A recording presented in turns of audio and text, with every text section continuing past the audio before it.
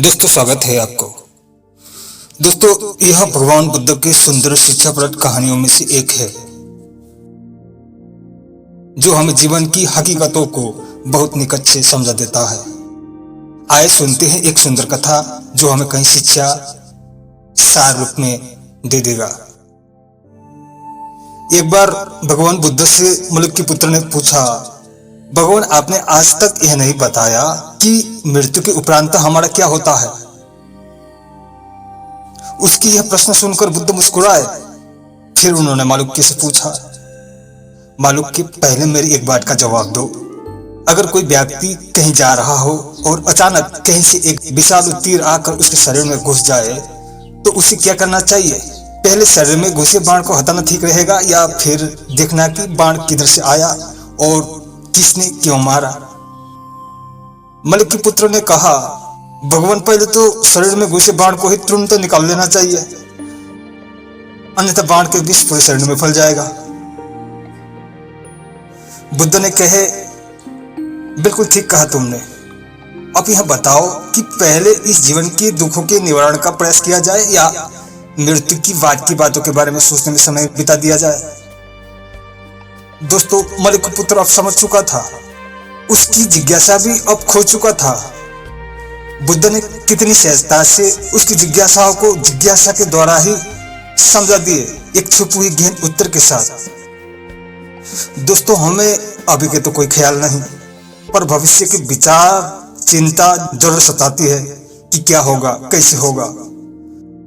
अभी क्या है, क्यों है, इसकी खोज और पहचान हम कर सके तो भविष्य की चिंता स्वतः दूर होंगे।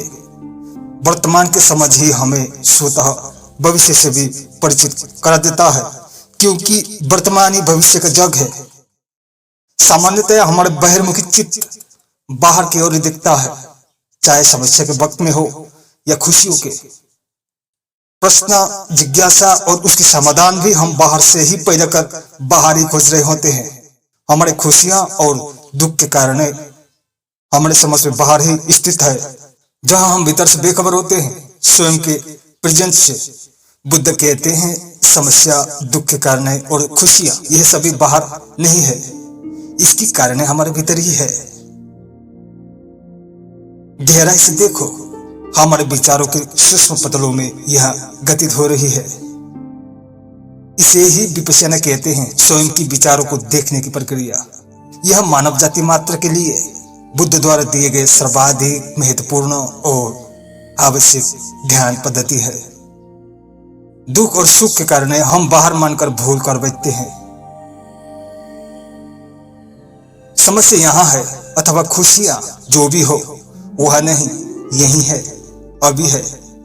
हम वहां देखते हैं तब समस्या पैदा करते हैं और बुद्ध कहते हैं आगे क्या है, क्यों है, यह महत्वपूर्ण नहीं होता।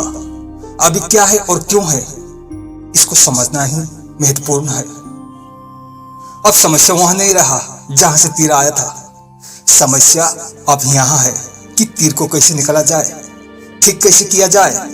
यह ठीक होगा तब आगे क्या है समझा जा सकेगा। हम सामान्यतया वहीं दौड़ रहे होते हैं जहां सही में कोई समस्या नहीं होता, क्योंकि हमें दिखता है समस्या वही है। तब और समस्या पैदा कर डालते हैं हम। बुद्ध कहते हैं समस्या तुम्हारे भीतर है, उसे ठीक करो। पहले तुम्हें चलने में दिक्कत है तो पथ को दोष नहीं दो। पथ बहुत उबड़ खाबड़ है, कठिन है, दुष्कर है, दुष्प्राप्य है। उस पथ में पहले ही कई लोग चल चुके हो, उस पथ को तुम अभी दोष नहीं दे सकते। पहले चल क्यों नहीं पा रहे हो, इसे ठीक करना होगा। पथ स्वतः ही ठीक होंगे, पथ तो पहले से ही ठीक है। तुम तीर मारने वाले को किक मारना चाहो व दौड़कर पकड़ना चाहो तो भी तो पहले तुम्हारे पैर को ठीक होना आवश्यक हो जाता है। समस्या स्वयं में है।